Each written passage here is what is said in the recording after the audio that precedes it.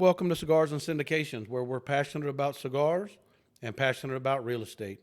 I'm here with Jay today, my co host, and we're smoking a wonderful cigar and going to talk about the effects of a government shutdown.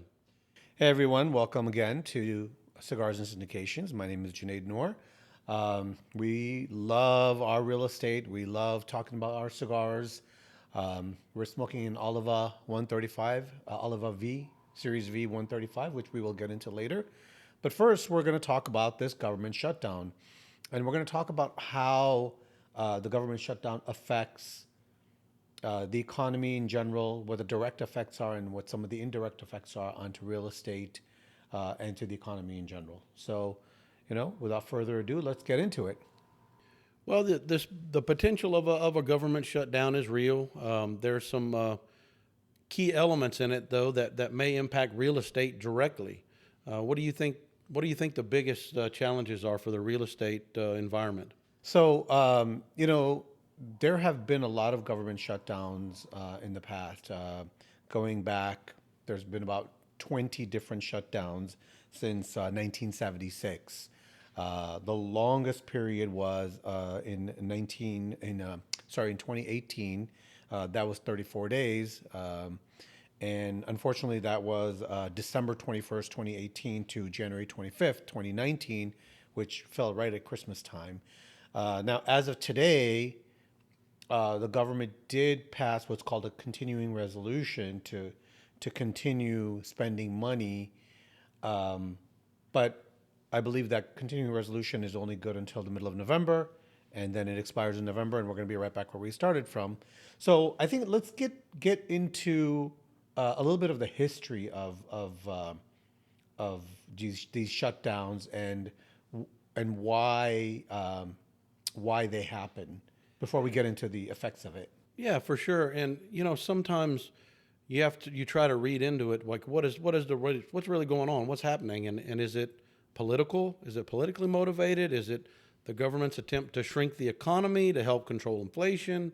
But definitely it's been here before and it's happened many times in the past. I think you said something like 20 times since 1976. So it's real potential that this could happen. Yeah, so what winds up happening is that all of the states in the United States are required to have a balanced budget. Every state is required to have a balanced budget. So, which means basically, for people who want to relate it to their own terminology, is that if you can figure out, if you know how much money you're bringing in and how much your money you're spending, and if the outgoing and the incoming stays the same, that means the revenue that the government brings in and the expenses the government has, if that stays the same, you have a balanced budget. If your incoming revenue is higher than your expenses, then you have what's called a budget surplus. If your expenses are higher than what's coming in, that's called a budget deficit. Now, does the federal government have that same requirement? Uh, Absolutely not. The federal government does not have a requirement to balance their budget, and mainly because they could just keep printing money. I believe the last balanced budget happened when Clinton was in office. Correct. During the 90s, we had a balanced budget. Not only did we have a balanced budget, we had a budget surplus.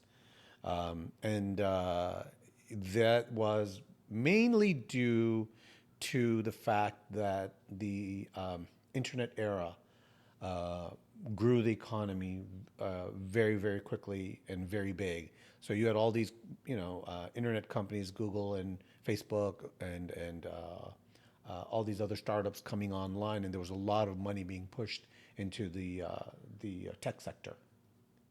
So the cause essentially is a political disagreement. They can't decide where to spend the money. But what are the effects of the cause? So yeah, you're right. The cause is basically, you have two parties, Republicans and Democrats, and the Republicans want to spend the money in one place or not spend it in one place, and the Democrats want to spend it in one place and not spend it in another place. And so it's a political argument. They have to debate it, discuss it, and come to a compromise as to, where it's going to go and where it's not going to go. Now, before we get into the effects, why is it important that they come to an agreement? Because if they don't come to an agreement, the government shuts down. So why is it important they come to an agreement? We don't have a surplus. What does the agreement do for the government, or what does it allow the government to do? Do you know? No, no. What do you? I'm not sure what you're getting at. So we don't have a surplus of money. We don't have a surplus of budget. No, we have a huge deficit. We have a huge deficit. So the only thing that the agreement allows the government to do is issue more bonds to borrow more money to spend money. That's what that continuing resolution that they just passed for a month, and that's what a compromise on passing the budget will do, is that the continuing resolution allows them to say, okay, you know what, we have a $7 billion deficit, for example. We have a $7 billion deficit, and that's because for the next 30 days, we need money to pay the military. We need money to pay Social Security. We need money for all the consulate offices and all the government employees' checks. Well, where do we get that money from? Well, we issue bonds.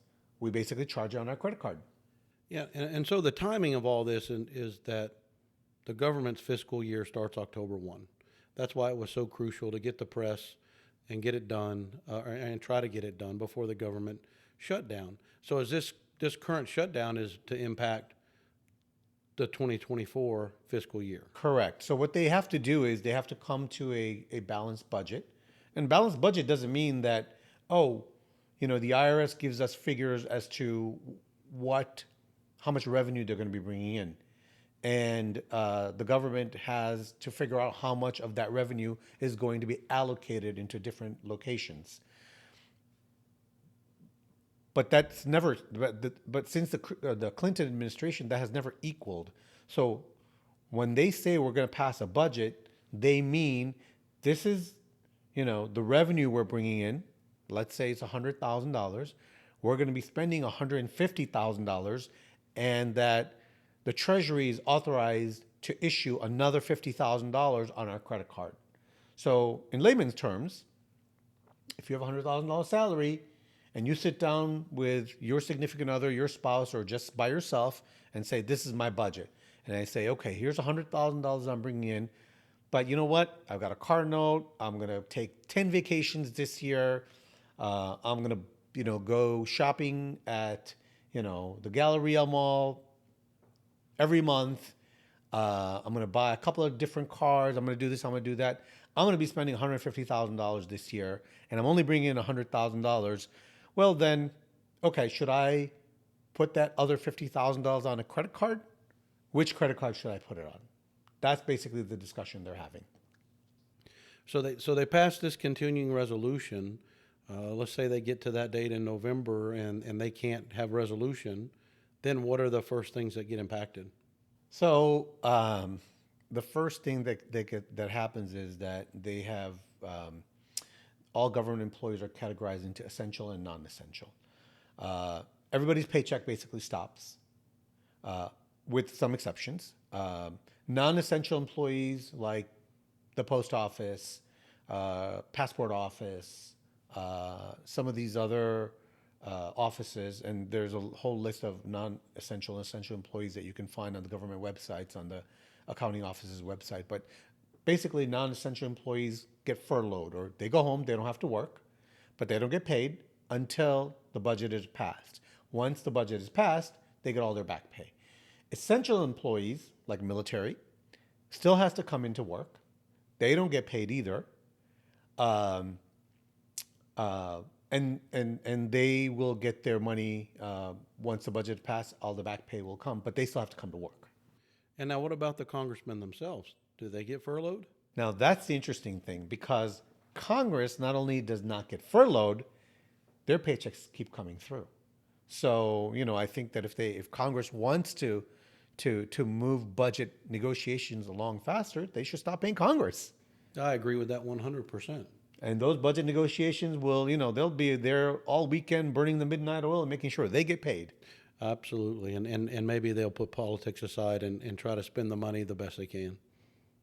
So the thing with the real estate is that there are a lot of loans and there are a lot of types of financing that the government provides.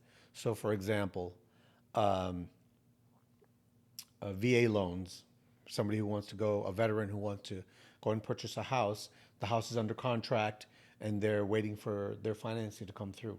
The VA office will shut down, they will stop, and everything will stop until the VA office reopens again.